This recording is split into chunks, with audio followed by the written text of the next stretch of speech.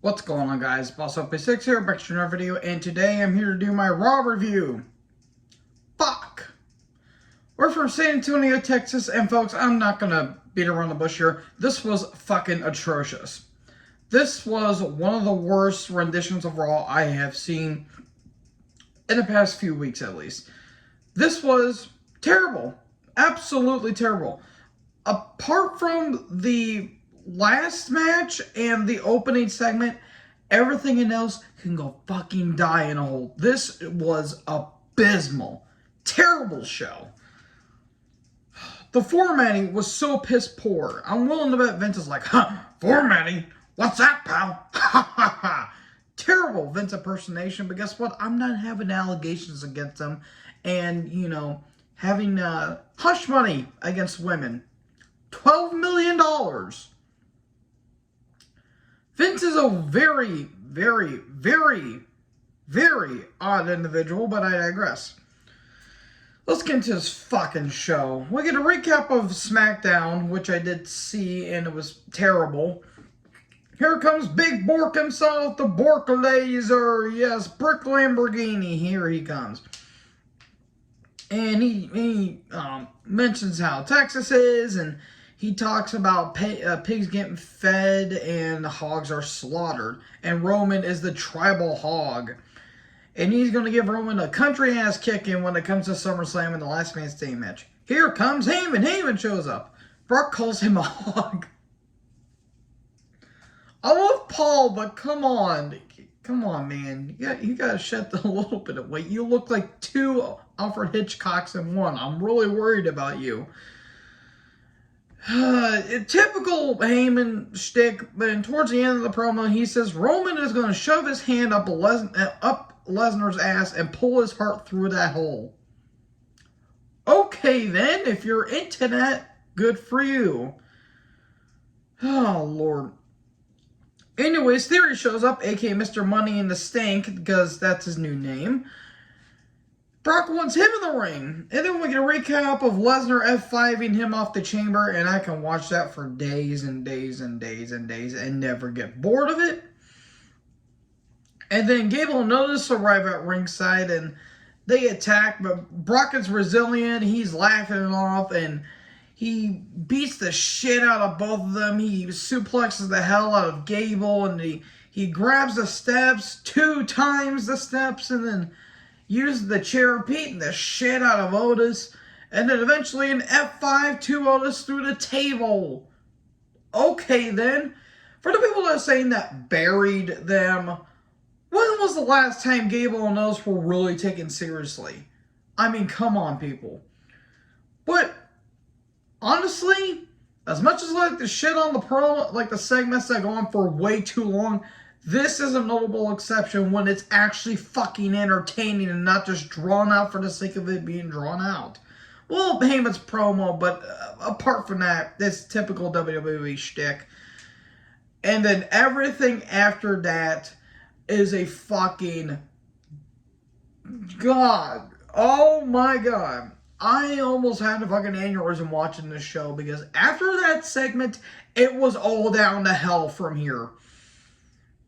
So, we get the Mysterios coming down, and the Judgment Day community, they come down. We get a recap of last week where Dominic and Ray took on Finn and Priest, which is the first ever tag match that the Judgment Day had.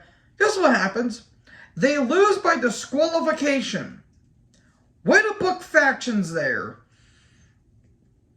And Priest mentions how it's going to be Ray's 20th anniversary. And he says he's washed. He can't go in the ring anymore.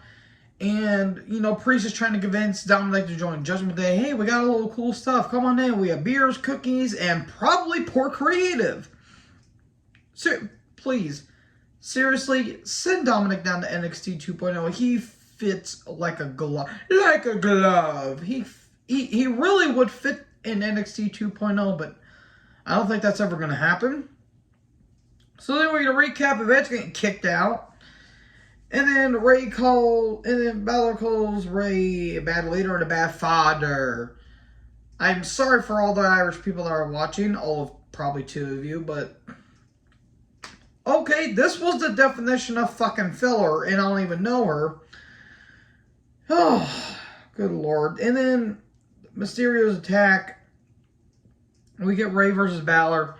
It was okay, I guess. 619 splash. Finn sits up, but a roll up and a kick out. Eventually, a version of Bloody Sunday and coup de grace here. There you go. Balor wins. Moving on. Balor with the leather and pants, I don't get, but I'm pretty sure some certain people I follow on Twitter would be very appreciative of it, and they know who they are. Lynch comes down. What the fuck is she wearing is what I put down. Seriously, what in the blue hell was she wearing? She wasn't even wearing blue, I don't think. People say, oh my god, she's joined Judgment Day. The prophecy is true. It was all a ruse. And she's pissed. She doesn't understand why Carmella's getting another title shot. I don't blame her. I would be asking the same fucking question. And Becky says, I don't care what anyone says. I want my rematch because I never got my one-on-one match. My one-on-one rematch after losing my title at Mania. So-and-so. For the people that are bitching and complaining about this, and saying, oh, Becky's being jammed down her throats. She has a legitimate reason. She never got a proper one-on-one rematch. Because, if you remember, when Hell in a Cell came around, what was the women's title situation? Becky versus Bianca versus Asuka. She never got her one-on-one match. And then Bianca was going to be in a match with Rhea Ripley, which I want to make a quick sidebar. Rhea, I hope you're really doing well because she's got looks like a pacemaker that doesn't really look good. But if by circumstance you ever watch this video, my full support's out for you. You're goddamn, you're gorgeous and you're beautiful as all hell.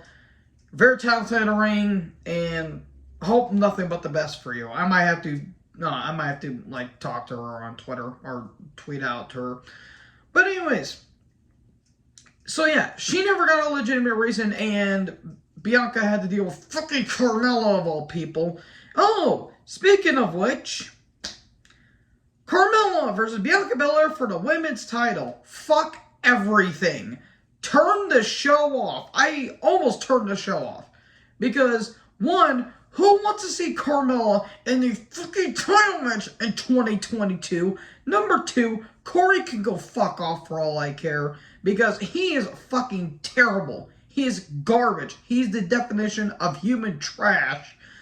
He was goddamn horny, would not stop simping for her, and was fucking unlistenable. You know your commentary is bad when some of you make Michael fucking Cole of all people tolerable. How do you make that happen? I would be screaming right now, but my parents are asleep, and I would just...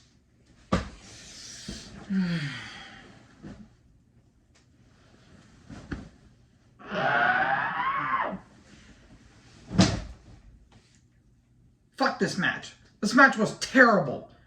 One of the worst matches I've seen on a wrestling television in years. It's been years. It's actually been months, if I'm being frankly honest. This went on way too long. Carmella has no reason being in a championship match when she clearly lost fair and square at the pay-per-view, and yet she gets a rematch? For what? Is the women's division that dry that you're giving, of all people, fucking Carmella another title shot? Vince, we get it. She's blonde, but she looks like a fucking tangerine. Jesus Christ. Carmella has progressively gotten worse in the ring. Her only good year, which was 2017, and people say, oh, she was good in 2018. Not really. She was okay, I guess. But she has gotten worse after worse after worse after worse. 2021, I thought was her worst year. This is her worst year. Just fucking Christ. Carmella almost won at least 3 times during this match, and I about fucking chucked the remote and chucked my computer. I about just stopped doing this review all in general, because that's how pissed I was during this match. Carmella had no reason to almost win this match. And the cherry on top of the fuck you Sunday, as Levi, aka Thrash Maniac 99, would like to say, the end of this match made Bianca and Becky look so stupid that it was insulting. So near the end of the match, Becky tries to interfere for no reason, and it's a countout. And Carmella thinks she wants the title. Guess what, you dumb twat? You don't win the title if you don't pin the champion or make them submit. You may have won the match, but you didn't win the title. She's celebrating like she won the title, and then Bianca attacks her, and there you go. Fuck this match. Match was god-awful. One of the worst matches I've ever seen. We're going to recap of Ciampa vs. Styles. Edge video package. It's clearly Edge with like the Mick Foley shirt, the John Cena hat, and all that stuff. All these creepy vignettes. It's clearly Edge coming back. Miss TV with Ciampa. Who asked for this? He talked about Logan Paul. End the show already. Then Logan Paul talks about fighting Miz at SummerSlam. The camera zoom-ins were fucking obnoxious. I will say that, and that really describes Logan Paul in general. I don't care how good of an athlete he was. The dude filmed a dead body in a Suicide Forest, and he made a terrible-ass apology about it, which I think is actually fucking hilarious if you ask me, because you could see the amount of pity and shame. And I say that with no sarcasm whatsoever, because the guy's a fucking moron, and he likes to mock Japanese culture, and has an addiction to Pokemon cards. I know people are addicted to Pokemon cards, but that dude's taking it way too fucking far, if you ask me. Okay, so Miz is going to fight him at SummerSlam. Miz is going to have to pull everything out of his ass to make a somewhat enjoyable or somewhat make me interested in a Logan Paul match. Styles shows up. They're feuding over ball size. Are we sure this is not WCW Nitro 2000? I am convinced Vince Russo is in the company and they're just not telling us this shit. Then he attacks Miz and Ciampa, and Ezekiel shows up. I smell a tag match, player. And just Ezekiel's talking about how his brother Elias is wanting to be in a match with AJ. And there you go. Miz and Ciampa took on Styles and Ezekiel. The ending was stupid. I did not care about this match. I don't think the crowd did. I feel bad for Ciampa, even though outside he's a fucking moron, or outside the ring, I should say. Just no one cared about this match. And into the DQ where Ciampa's attacking Styles and he's not the legal man. And there you go. It's a DQ. Because what are rules at this point? Lashley's backstage and Riddle shows up and Riddle does his typical annoying shtick. And they're talking about taking on Theory and Rollins, which I want to address that, by the way. It was supposed to be advertised as Riddle versus Theory and Lashley in a U.S. Open Challenge. Yet, it's going to be a tag match with Theory and Rollins versus Lashley and Riddle. Why? Because why not? Alexa and Asuka took on Piper Niven. God damn, Piper Niven looked great tonight. And Nikki Ash. What was the point of this? And I do want to say another thing. If Nikki and Piper are teaming up for the tag division, then why are they still a team? Because the tag titles aren't going to be... There's no tournament for the tag titles. So what's the point of them teaming? What's the end game with this? There's no reason why these two are teaming other than you got to take this seriously. I don't get it. Piper Niven, my God, I kind of got distracted by looking at her. I might notice she is starting to slim down a little bit. Good for you, Piper. You are beautiful. And okay, Alexa and Asuka win. Cool, moving on. We get a recap of the Money in the Bank tag title match, which was a phenomenal match. Even though there was one point in the match where Ford and one of the Usos looked like they were going to do a double super kick, but they kind of botched it up, which it happens. But hey, even the greatest matches have botches. And it's a controversy because Ford's shoulder was taken up and the ref never saw it. Usos come down and do their typical promo. They're the twos and we the ones. Profits come down. They want the smoke. Truth shows up and he talks about his professions. He has a ref shirt on. He wants a ref at SummerSlam because it's going to be a Money to Make rematch, but there's going to be a special guest ref.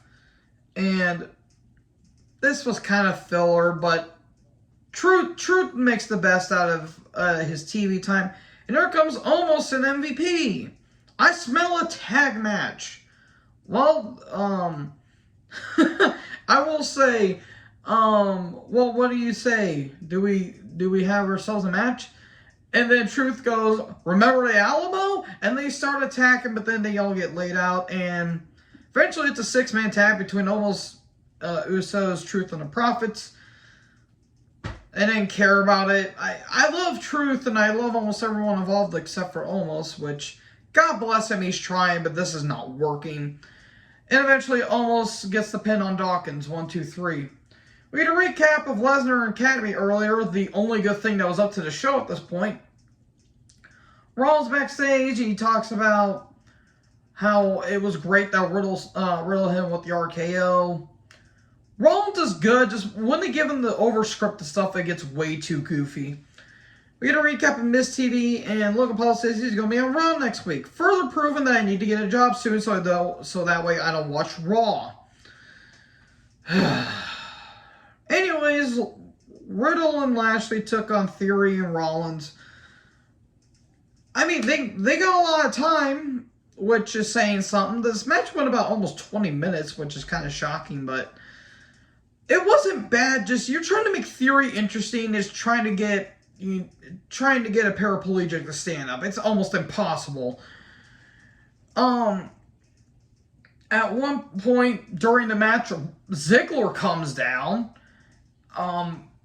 Okay, he's in a suit. More on him in a little bit, but we get some pretty decent exchanges. And then towards the end of the match, Riddle is about to hit RKO on Theory, but Rollins pulls him out. Rollins gets speared out of nowhere by Lashley through the barricade. That was a pretty cool spot.